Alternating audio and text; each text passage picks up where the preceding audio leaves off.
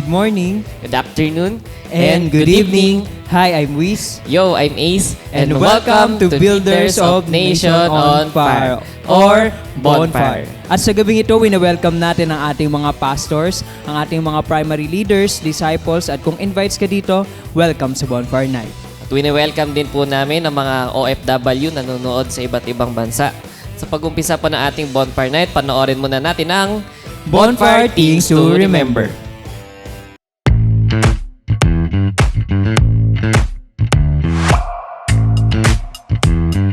Here are your bonfire things to remember. Bring your notebook, Bible, and ballpen. Open your heart to the message. Hashtag Puspus Yarn. No unnecessary activities while watching. Hashtag multitasker. Wag ganon. Focus on the message through our speakers. No? Kasi kung makikita natin, ang gaganda ng promise.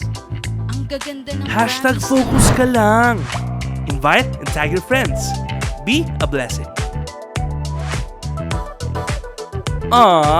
Hashtag friendship goals. Engage by sharing your thoughts and leave comments below. Respond to the message and take action.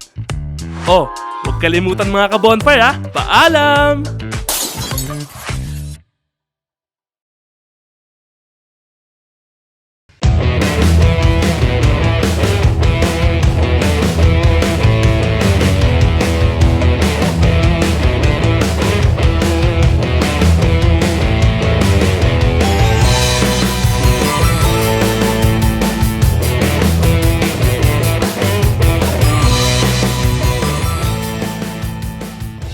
So praise God sa ating napanood na Bonfire Things to Remember at na-remind tayo na dapat focus tayo sa ating gawain ngayon at syempre actively engaging tayo dyan sa ating comment section.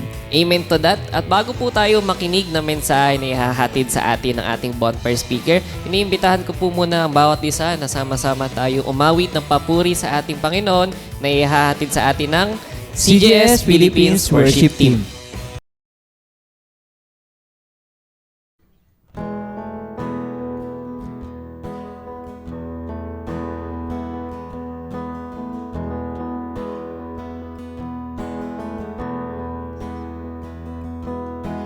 When I walk through the valley, when I walk through the fire, I will be still and know He is God alone. When my soul's tired and weary, when it feels like the end, I will be confident He's not finished yet. God is fighting for us. He has won the battle. Have faith and watch Him move. There's nothing that He cannot do. He is Lord of all.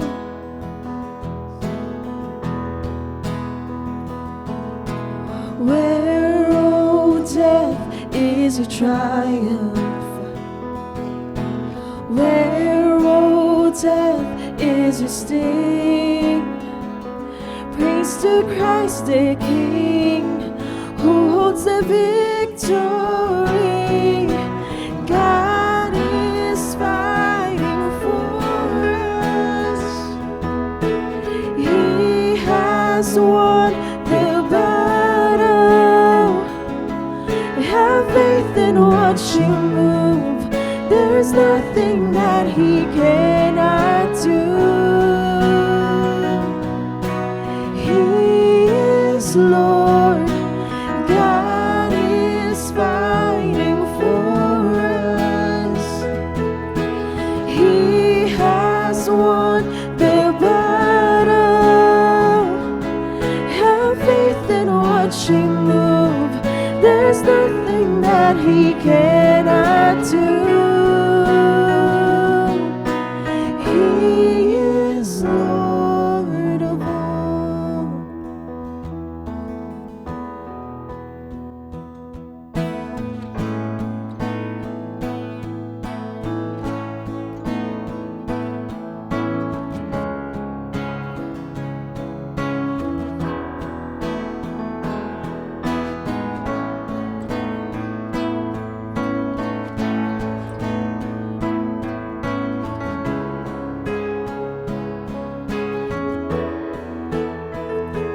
All the shackles start to break, all of hell begins to shake at the mention of His name.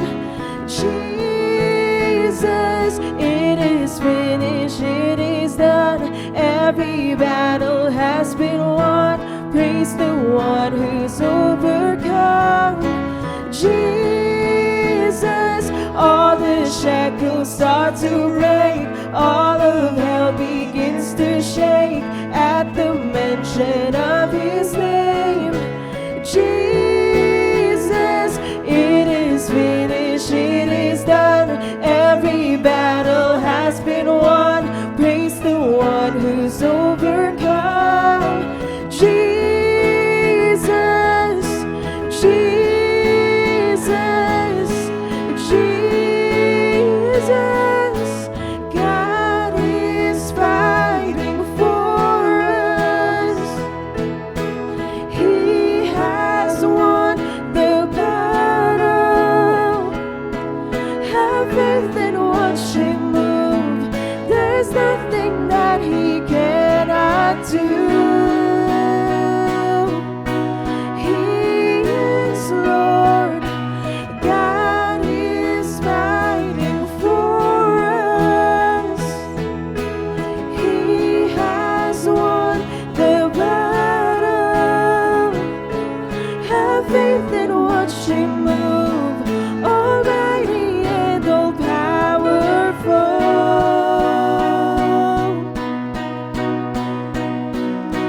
All the shackles start to break, all of hell begins to shake at the mention of His name. Jesus, it is finished, it is done. Every battle has been won.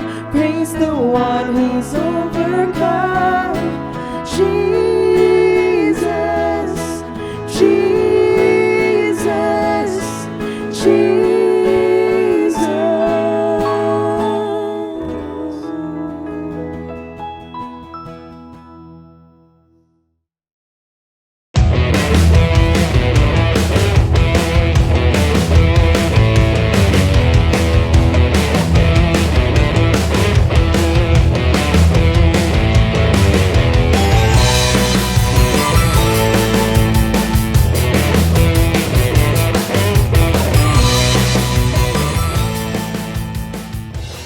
Praise God sa ating narinig na mensahe mula sa ating awitin na hinatid sa atin ng ating worship team. And I hope and I pray na naset ang atmosphere of praise or ang presence ng ating Panginoon ay naramdaman natin sa ating mga tahanan. At syempre, ready our hearts and our minds sa ating mapapakinggan na mensahe ngayong gabi. So for our speaker for tonight, she is one of the primary leaders of CGS Las Piñas, School of Leaders 1 teacher. Let's welcome Sandra Sim.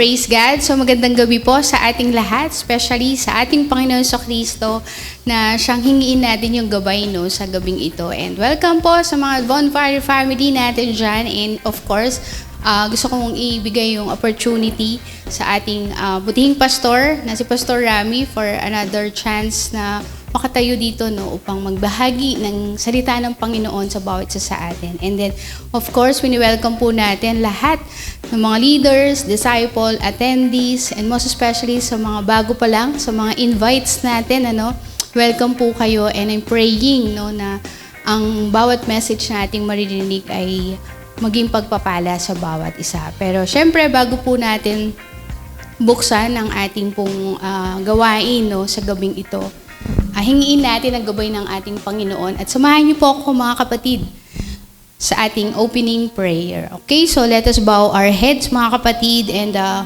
feel the presence of our Lord Jesus Christ and the Holy Spirit. Father God, maraming pong salamat sa gabing ito, Panginoon, na binigay niyo po sa bawat isa sa amin.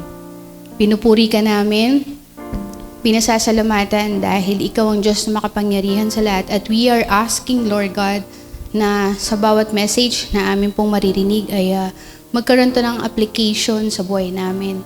Magkaroon ng pagbabago, Lord God, sa araw-araw na gawain namin. At dalangin ko na ikaw ang siyang maghari, Panginoon, sa mga puso ng bawat isa sa amin. At dalangin ko rin, Lord God, na patuloy ang Banal na Espiritu ang siyang humawak sa aking puso, sa aking sa oras na to, Panginoon, as I will deliver, Lord God, your words. At ang bawat salita na aking nalalabas sa aking bibig, dalangin ko na ikaw po ang magsalita sa akin. Lord, we ask for a better and good signal, Panginoon, sa lahat ng mga nanonood from provinces, sa locally and internationally, Lord God. We ask na hanggang matapos, Panginoon, ang programa na ito, Panginoon, ay malakas ang aming signal at patuloy na ang bawat isa ay makarinig ng maayos, Lord God, ng bawat salita at mensahe na mula sa iyo, Panginoon. Ito pong lahat, Lord God, itinataas namin sa iyo sa pangalan ng Ama, ng Anak at ng Banal na Espiritu Santo. Ang lahat po ay mag-Amen. Ayan, so magandang gabi po muli sa bawat isa sa atin, especially sa ating Panginoon Kristo. And of course, thank you din sa ating bonfire admin, for always there to support sa ating bonfire night and sa ating po na patuloy na ini-encourage tayo to watch bonfire every Friday. Ayan. So, samahan niyo po ako basahin ang ating pong pag-uusapan ngayong gabi. So, this month, we believe na sa iba, diba, ito talaga yung love month, sabi nga. Ito yung pag-ibig, buwan ng mga pag-ibig. Ayan. So, maraming mga iniibig ba ang bawat isa dyan sa atin? So, congratulations. Pero, bigay natin yung pag-ibig, sa unang umibig sa bawat isa sa atin. So, there are couples, so alam naman natin pag February, there are couples are dating, ayan, may mga kilig moments, Pero syempre, dito, maintindihan, maunawaan natin na ang una nagmahal sa bawat isa sa atin. So, patuloy na ang pag-uusapan natin, we will talk about the love of what you felt, sa Panginoong Hesukristo. Ayan. So, syempre, kapag may pag-ibig sa Panginoon, there is a command. Kaya, ang pag-uusapan natin yung command of God, His love for everyone, His urgency calling sa bawat isa sa atin, and of course, yung purpose ng buhay na meron tayo ngayon. And His demand for all the disciples and believers of Christ. So, prepare natin yung mga sarili natin, syempre. Happy Hearts Day sa lahat, sa lahat ng umiibig at sumusunod sa Panginoong Kristo at higit sa lahat, handang humayo para sa kanyang kapurihan at sa kaligtasan ng sangkatauhan.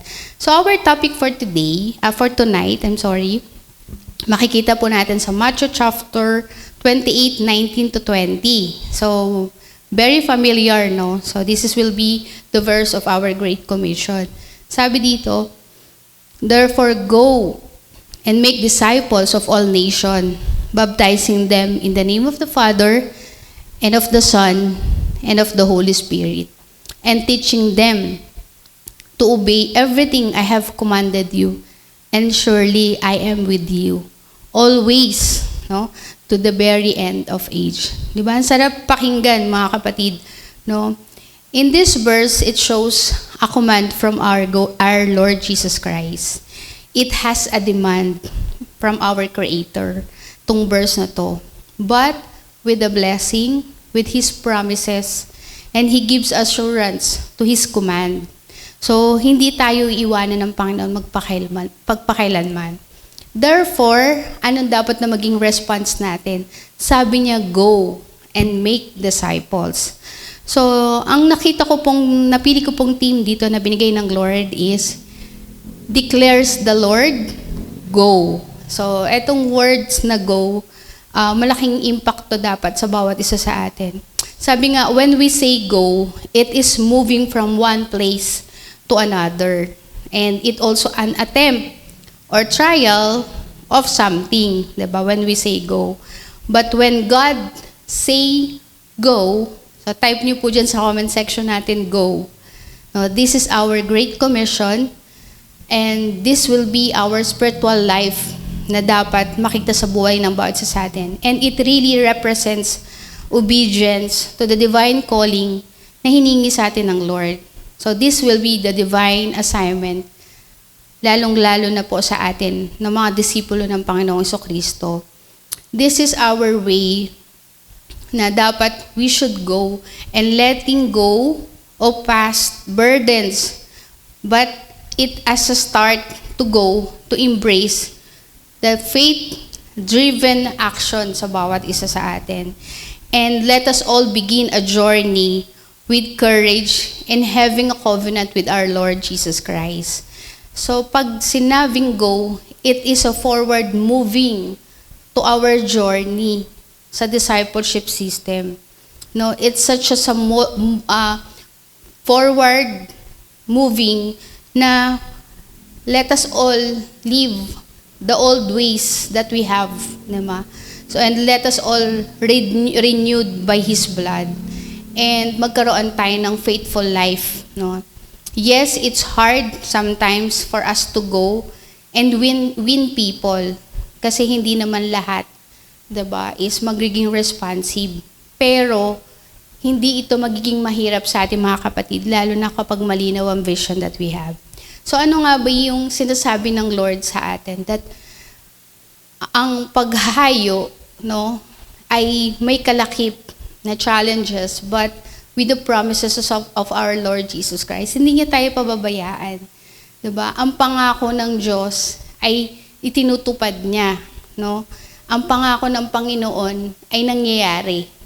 Lalong-lalo na mga kapatid, kung sumusunod tayo sa nais niya.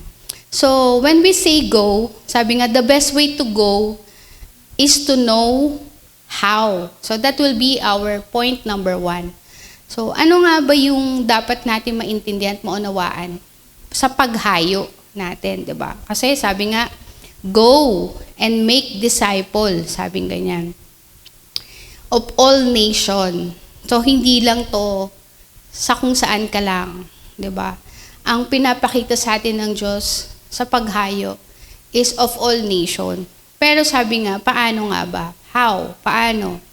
So, unang-una, alamin natin kung paano. Number 1 na dapat na makita sa buhay natin is that we really need to embrace the vision. We should have the clarity about the vision. Dapat clear yan sa bawat isa sa atin. We must be reminded that the vision is an idea of God revealed to the mind of man. Ikaw yon. Sabi mo sa sarili mo, ako yon. So that He can carry it out. The vision is from the Lord Jesus Christ. Remember that God is counting on us, di ba? Make the Lord our solid foundation para magawa natin yung vision na pinapakita sa atin. So ano yung dapat na gawin natin? Basic, no? Do the basic lifestyle. Lagi yan sinasabi sa atin. Always do our daily devotion. Sabi nga, devotion is not a devotion without application. Hindi tayo pwedeng basa ng basa lang. Sulat ng sulat without application. Dapat prayer, devotion is very important. no, sa bawat isa sa atin. Kasi when we pray, we ask something to the Lord Jesus Christ. And when we do our daily devotion, di ba, naririnig natin kung yung nais ng Lord. Dapat hindi na to inuulit-ulit sa atin. Dapat alam na natin to, mga kapatid. So we have cell group, simbahay, training process, ito yung equipping, no, na minumold yung bawat sa atin, especially magkaroon tayo ng more wisdom sa nais ng Lord sa atin at patungkol sa ating Panginoong Jesucristo. So paano tayo mag-go? Una gawin natin is that magpakalalim tayo sa Panginoon. Ang salita ng Lord will be our foundation. Set a standard in serving our Lord, and that is doing the basic lifestyle na tinuturo sa atin ng discipleship system. Spend time, no, to the Lord Jesus Christ. Magpakalalim tayo sa kanyang salita. No, i-apply natin ang kanyang mga salita. Kasi ang sabi ng Lord, go and make disciples. Di tayo pwedeng mga soldier ng Lord. Tapos empty tayo. Diba? Ang isang sundalo, bago yan pinapadala sa isang gera, full armor. Diba? Nakasuot sila ng mga gear nila for their protection. Diba? They have also exercises na tinuturo sa kanila. No? Mga strategic ways para sa pakikipaglaban. Ganon din tayo, mga kapatid, no? Bilang mga disciple ng Lord, bilang mga soldier or sundalo ng Panginoon Kristo, dapat lagi po tayong ready. So, lagi natin bigyan ng oras ang Panginoon Kristo. Napaka-importante na pinaulit-ulit sa atin ni Pastor to have a standard in serving our Lord Jesus Christ. Know your assignment. Our assignment, no, is to share the word of God. Be a channel of blessing. Be the ambassador of the gospel of our Lord Jesus Christ. So, minsan di natin nagagawa kasi hindi natin alam kung paano. Kasi ikaw mismo ayaw mong malaman.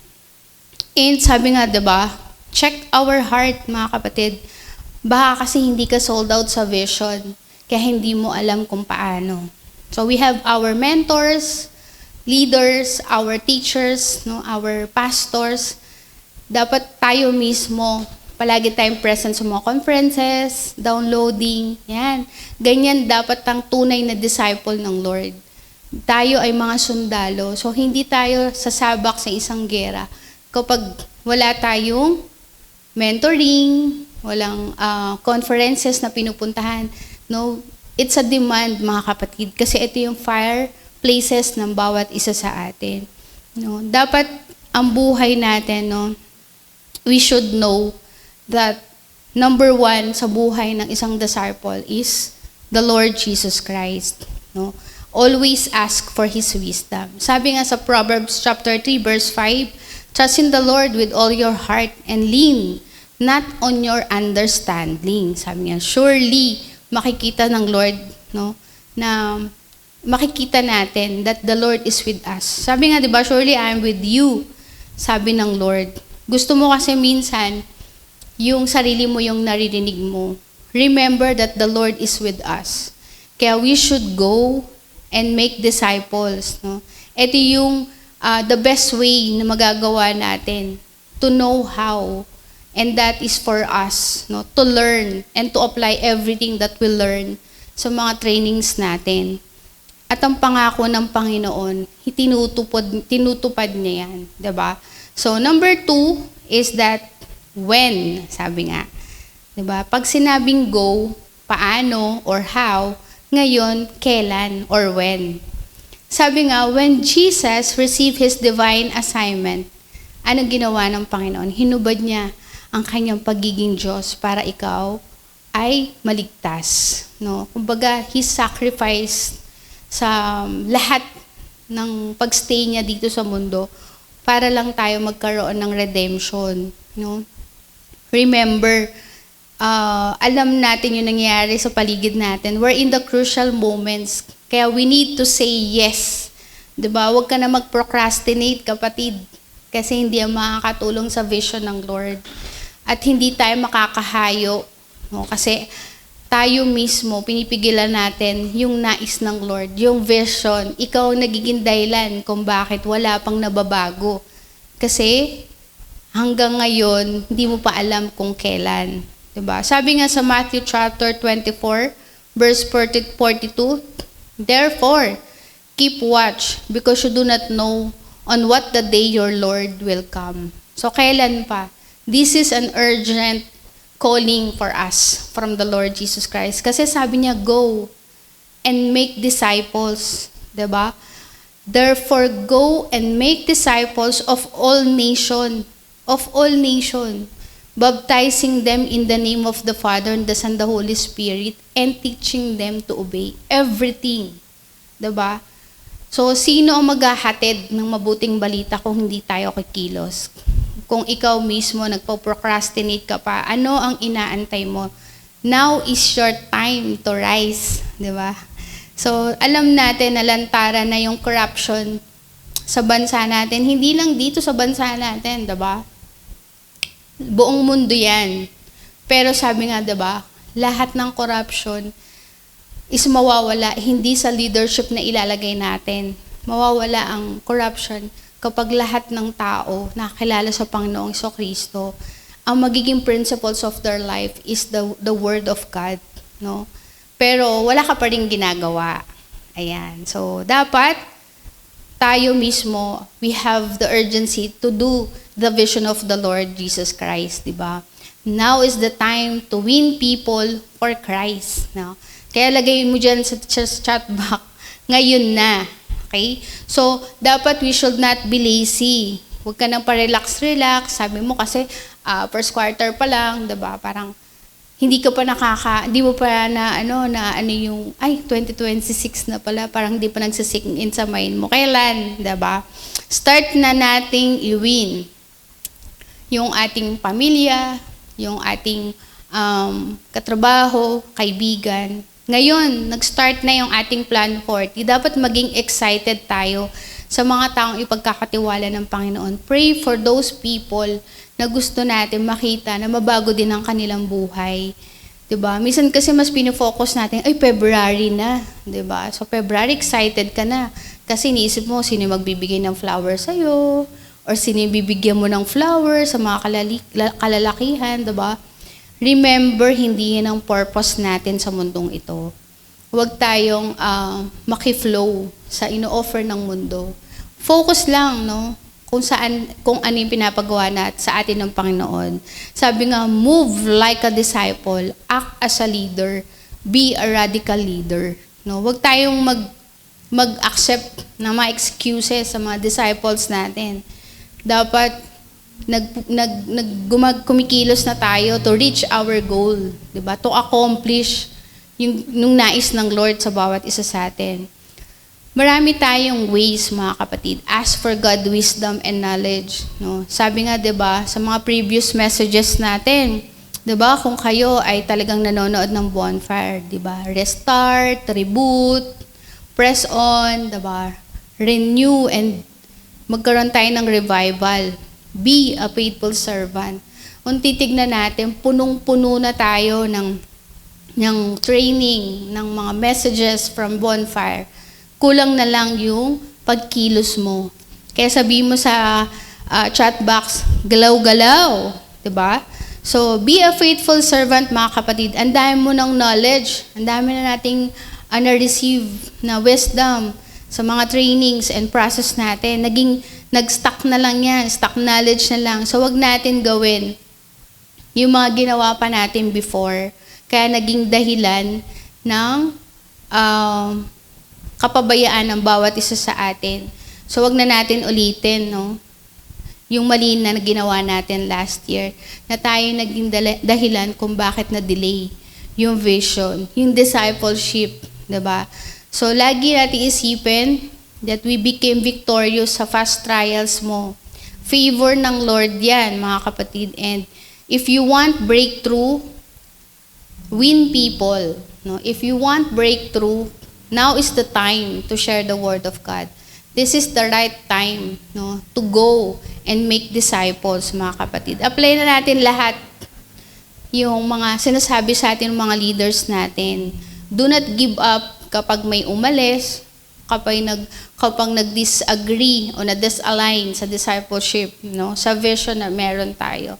It's a normal thing, pero ang importante, hindi tayo susuko. 'Di ba? So, go when now is the time, mga kapatid. No? Huwag na natin hayaan yung sarili natin na mag-procrastinate. No? Nasa second month pa lang tayo. Dapat after this quarter, meron ka nang na-build na disciples. May naipasok na tayo sa Plan 40 natin. And at the same time, may na-build ka ng leader. Lagi natin isipin, we should move forward. No? May mga taong inaalis sa atin ng Lord because they are the one na nagiging burden sa discipleship journey na meron ka. No? Iwanan na natin yung past that we have experienced, mga kapatid. No? Hindi ang makakatulong for us para mawin natin yung mga tao na ipagkakatiwala sa atin ng Panginoon. And number 3, na nakita ko dito is where. Ayan. So how, when, and where. Saan? Number 1 is we need to evaluate ourselves. Sarili mo, dapat disiplinahin muna natin ating mga sarili. Humble ourselves to the Lord Jesus Christ. Surrender everything to Him. 'Di ba? Next is kung saan ka nilagay ni Lord, diyan ka mag-start. 'Di ba? Minsan kasi nauuna yung parang fear natin na sinong i-invite ko. 'Di ba? Ang dami mong friends sa Facebook. Message them. 'Di ba? Kung saan tayo nilagay ni Lord, possible diyan tayo mag-grow. 'Di ba? Mahalin at yakapin natin yung discipleship system. You know that sa mga previous message ng devotion natin, 'di ba? Moses was able to lead the Israelite, no? Because God put him there. So si Moises, itinalaga siya ni Jesus Christ to save those Israelites, 'di ba? And then, ang promise ng Lord is makarating sila sa promised land. So, ibig sabihin, isa tayo sa angka ni Moises, isa tayo sa bibigyan ng Lord ng task para iligtas natin yung pamilya natin, kaibigan natin, yung mga mahal natin sa buhay, yung mga kilala natin na hindi pa nakakilala sa Lord. Kahit na matigas yung ulo nila, kahit na sinisin ka lang nila, no? God has a perfect timing for that. Pero ang importante, hindi ka magi-give up, 'di ba?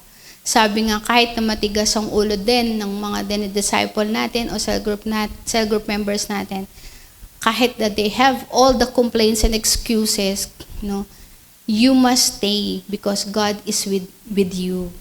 So, lagi natin ipag-pray kung nasaan tayo. Sabi nga, diba, dapat availability. Yung importante sa atin, expand our authority. Diba? Yan yung mga dapat na binibigyan natin ng attention. Huwag natin sila pabayaan. Huwag natin sukuan yung pinapagawa sa atin ng Lord. Yung mga cell group na meron ka, kahit 3 lang yan, kahit 4 lang yan sila, believe in the Lord Jesus Christ na lahat yan ay magkikilos at lalago for God's kingdom. Kaya value natin kung ano yung binigay ng Lord sa atin, ibigay natin yung importance sa mga cell group members natin, kahit hindi pa sila disciples, diba? Talagang there is challenges, diba? If si Jesus Christ, di naman niya agad-agad na build yung mga disciples niya. It takes 3 years. Pero hindi hinayaan ni Lord na umalis siya na wala silang natututunan. So, this is not just for our benefits, no?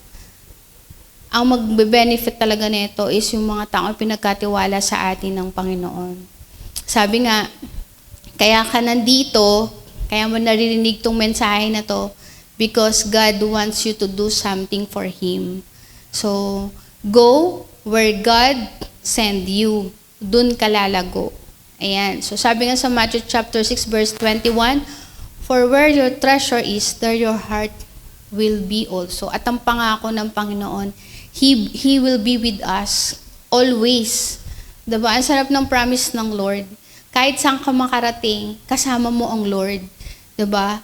Kaya use all that we learn sa mga trainings natin, sa mga mentoring natin, para yung vision na ipinagkatiwala sa atin ng Panginoon mangyari. 'Di ba? Yung sa School of Leaders or Destiny Training, 'di ba? Yung mga teachers natin, they are passionate for us to learn, 'di ba? Passionate to teach us, to help us. Kaya dapat we should rejoice always sa mga ministry yung pinagkatiwala sa atin ng Panginoon. Ang ating cell group, yan yung ginagamit ng Lord para tayo ay ma-equip ng naayon sa kanyang kalooban. There is growth, 'di ba? Kaya manatili tayo na mag-attend, no, palagi, no, sa ating mga cell group. Kung titignan natin, 'di ba, ang CGS Philippines hindi lang siya din dito sa Las Piñas. Makikita naman natin na there are places talaga na nire-reach out ng ating pastor ng mga ilang primaries because they go kung saan sila tinatawag ng Lord. And makikita natin na talaga namang there is growth, no? At may mga nabibuild na tayo, no? Hindi lang Luzon, kundi Visayas, Mindanao, and some places in Asia, 'di ba? Ang sarap mag-go kung saan ka pinapadala ng Lord. So lagi natin isipin na hindi ka lang nilagay ni Lord sa isang lugar, kundi gagamitin ka pa ng Panginoon. Kaya we need to start sharing the Word of God, reaching out people. Kasi yun yung purpose ng Lord sa bawat isa sa atin. Diba? Mahal tayo ng Panginoon. Kaya ibigin din natin kung ano yung ipinagkatiwala sa atin ng Panginoong Jesucristo. That is a divine assignment para sa atin. And you know, it is a privilege to do the good work for God. No, wag mong i-compare ang sarili mo na hindi mo kaya kasi ganito ka lang, kasi ganito ka lang. Lahat tayo may imperfection. Pero kapag ginawa natin, yung pinapagawa sa atin ng Lord, 'di ba? Nakikita ng Lord how perfect we are.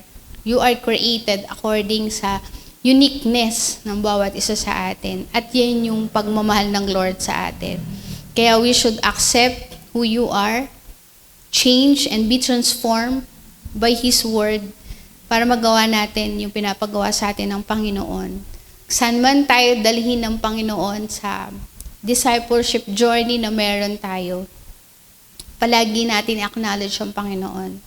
Kaya dapat ngayon pa lang, your place where want the Lord Jesus Christ you to go is win our family. Huwag tayong sumuko.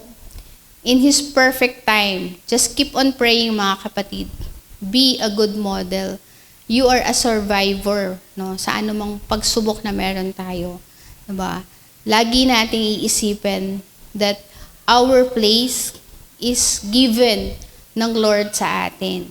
So, I hope na ano man ang puntahan natin, dapat makita sa atin yung presensya ng Panginoon na tayo ay pinadala ng Lord for them to know Him. Diba? Alam ba ng mga katrabaho mo na Kristiyano ka o disciple ka? Dapat alam nila, makikita pa lang nila tayo o makikita ka pa lang, diba? Nakikita na nila yung kabutihan ng Panginoon sa buhay mo. So, patuloy mga kapatid. Sabi nga ng Lord, diba? Hindi yan tayo pababayaan. He is always with us, no? At the end of the age. Kaya importante that we always receive the word of God na ito yung maging obedient tayo. Kasi sabi nga, 'di ba, lahat ng kinukumand sa atin ng Lord, dapat mai-share natin 'yan, maituro natin 'yan sa mga nais baguhin ng Panginoon. Ang kailangan natin is that sumunod sa command ng Lord. Ayan. So, yan yung sinasabi na where. And last is why, no? Bakit kailangan nating sumunod sa Panginoon? Or bakit kailangan natin mag-go? Diba? Why? Because Jesus died for you, mga kapatid. And the best na dapat isipin natin, because you are chosen. Pinili ka ng Panginoon. Kung hindi ikaw ang hahayo, kung hindi tayo ang magpapagamit sa Panginoon, kung hindi natin alam kung paano, hindi natin alam kung saan, at hindi natin alam kung bakit, 'di ba? Isipin mo pa lang sa Genesis chapter 1 verses 6, then God said, "Let us make mankind in our image." Ikaw yun, kapatid. In our likeness. Ikaw pa rin yun. So that they may rule over the fish and the sea and the birds in the sky. Ikaw pa rin yun. Over the livestock and all the wild animals. Ikaw pa rin yun. And over all the creatures that move along the ground. Isa ka sa pinili. Isa ka sa kinreate ng Lord upang mag-rule sa lahat ng creation. Isa ka doon, isa ako, tayong lahat. No? Kaya bakit kailangan natin humayo? Because Jesus never looked of what you did before as a sinner. Hindi niya tinignan yun, kundi ang nais ng Lord is maging katawang niya tayo. We were redeemed by His precious blood. We are His soldiers. Sino ang lalaban sa kasamaan? Diba? We were baptized in the name of the Father, Son, and the Holy Spirit. Kaya dapat gawin natin ito sa mga taong needy, sa mga taong lost, diba? Sa mga tao na hindi nila nararanasan yung kapayapaan sa kanilang puso. Remember na tayo yung pinili ng Lord. Bakit tayo hahayo? No? Lagi natin tatandaan, meron tayong divine assignment from the Lord Jesus Christ. God wants us to be His soldier, to become useful in His kingdom. Kaya nga, diba, yung pagmamahal ng Lord sa atin, even His life, diba? He sacrificed His life for you, for us, diba? For us to live, diba? Kaya napaka-importante na lagi natin isipin yung love ng Lord unconditionally sa bawat isa sa atin. Kaya ngayon, bakit tayo hayo? Kailangan nating magtanim. Magtanim tayo para sa Panginoon. Soon, tayo ay aani. Sabi nga sa Galatians, diba, 6:7-10, tayo ay aani. Huwag natin hayaan yung mga sarili natin na sa pagtatanim natin is walang magbubunga. Kaya kailangan yung puso natin ay bukal sa loob natin, yung pagsunod. Sabi nga, kapag sumunod ka, mayroong blessing. Kapag nagtanim tayo, God will bless us.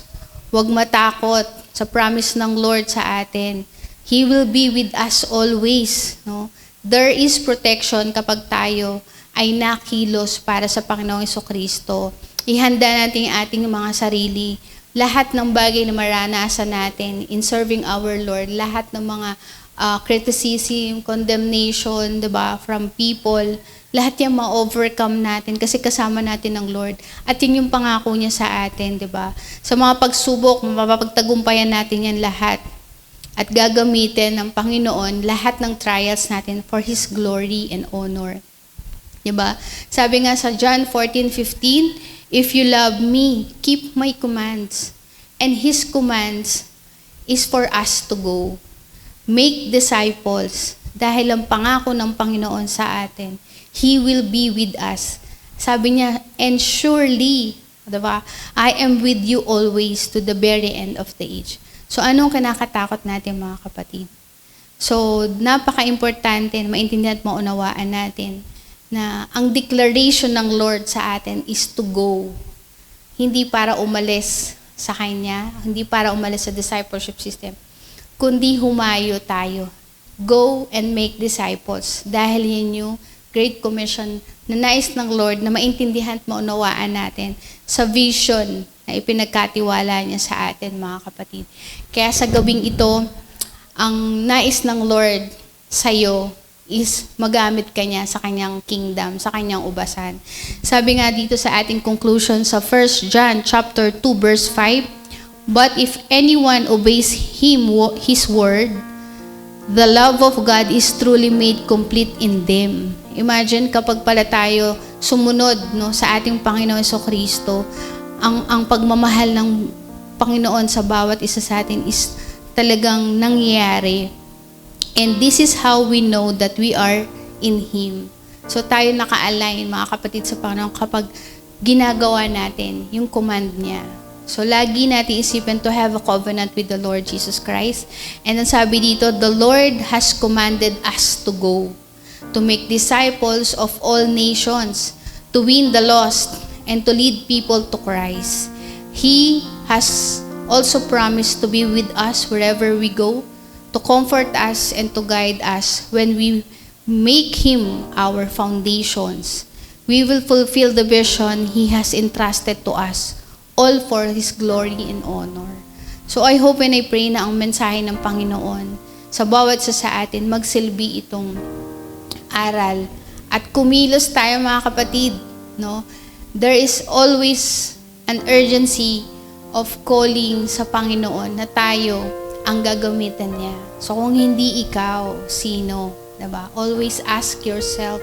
Kaya tayo ay palaging magdasal sa ating Panginoon, gawin natin yung pinagagawa niya. Diba? The best way to go is to know how, diba? When, where, and why. So yun lang po yung gusto kong iwan sa bawat sa atin. You have to ask yourself also to evaluate your heart. Ano nga ba yung nararanasan mo ngayon at nararamdaman mo? Nais ba ng Diyos na ikaw ay magamit? That is a big yes, mga kapatid. So we should agree to the Lord and let us all acknowledge Him and pray na magawa natin yung pinapagawa sa atin ng Panginoon to go and make disciples. Lahat po tayo ay sama-samang humayo, mga kapatid. So yun lamang po ang nais kong ibahagi sa bawat sa atin. Maraming pong salamat sa pakikinig. At of course, hindi lang dapat makinig, kundi magkaroon po ng application to sa buhay natin. So, samahan niyo po ako sa ating pagtatapos na panalangin. Father God, maraming pong salamat sa mensahe na iyong binigay sa amin. Alam ko, Lord, na this will be a challenge for everyone. But you promise us, Lord God, that you will always be there for us. Hindi mo kami iiwanan. Kaya dapat, Lord, lahat ng natutunan namin ay maibahagi namin ito sa mga nais mong mabago ang buhay. Gamitin mo po ang lahat ng nanonood ngayon na magpasakop sa iyo at isuko, Panginoon, lahat ng mga bagay na excuses namin para hindi kami humayo. Kaya Lord, maraming pong salamat at kiniklaim na namin, Panginoon, na mas marami ang tatanggap sa iyo, mas marami ang hahayo, Panginoon, to make disciples that because you promise us, Lord God, na hindi mo po kami pababayaan. Kaya maraming pong salamat po, Lord, sa gabing ito. Patuloy na hinihingi namin ang protection mo, Lord God, hanggang kami ay matulog ngayong gabi. Kaya ang lahat ng ito'y inaalay namin sa iyo sa pangalan mo, Ama, ng Anak at ng Banal na Espiritu Santo. Amen and amen. Ayan, so thank you po sa lahat ng nanood and thank you din sa ating Panginoon Jesucristo for guidance niya sa ating mga signal. All glory and honor belongs to you, O God. Thank you po. Glory to God.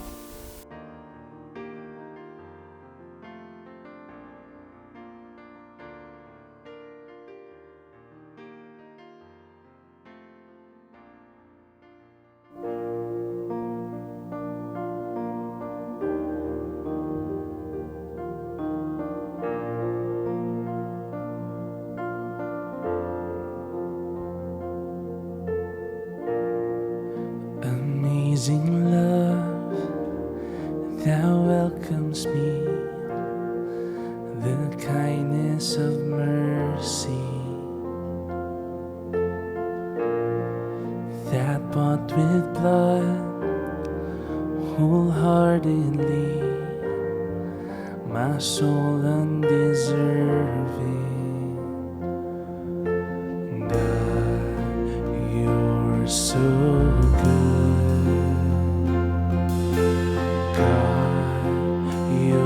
so good. Oh God, you're so good.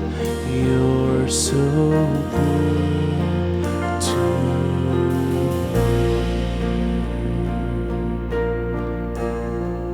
Behold the cross, age to age, and hour by hour.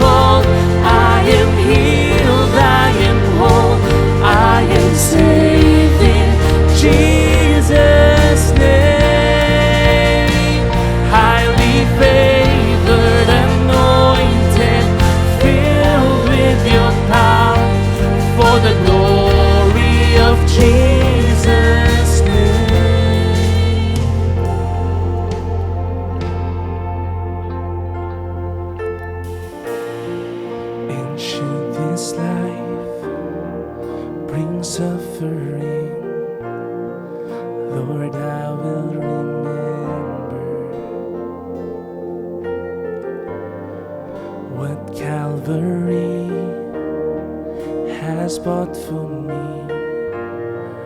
The work of your power.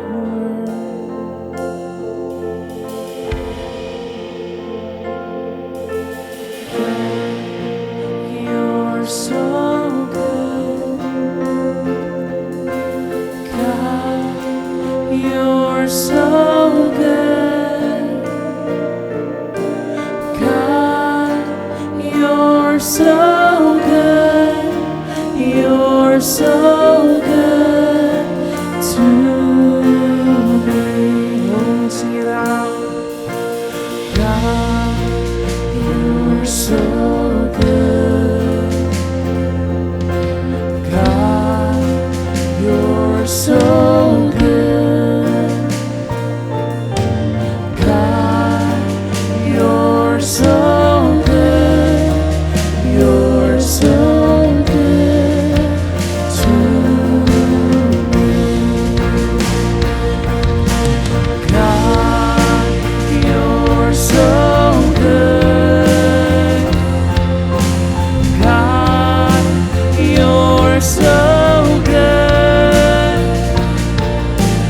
God, you're so good. You're so good to me. I know we sing. God, you're so good. God, you're so good. Oh God, you're so good. You're so good to me.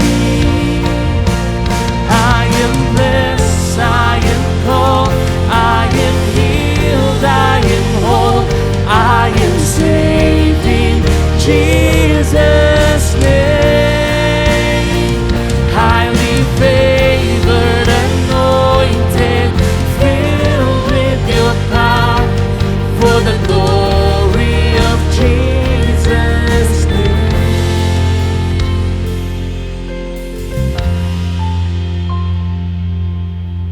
God, you're so good.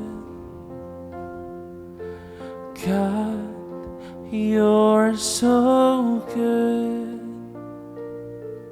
Oh God, you're so good. You're so good to me.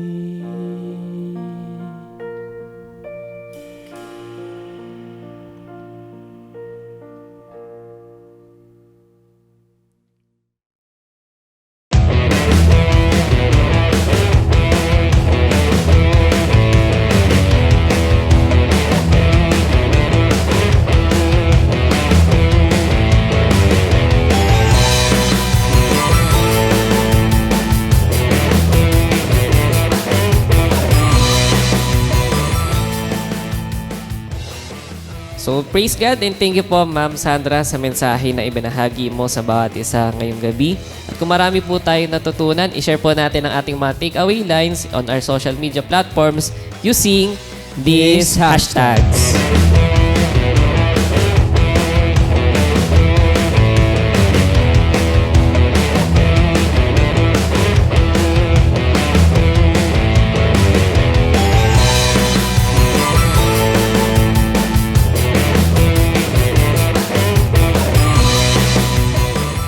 Praise God sa mga nakasama natin dito sa ating gawain and sa mga nagmo-mobilize sa ating Bonfire Night every Friday at sa mga kasama natin mula simula hanggang matapos itong ating gawain.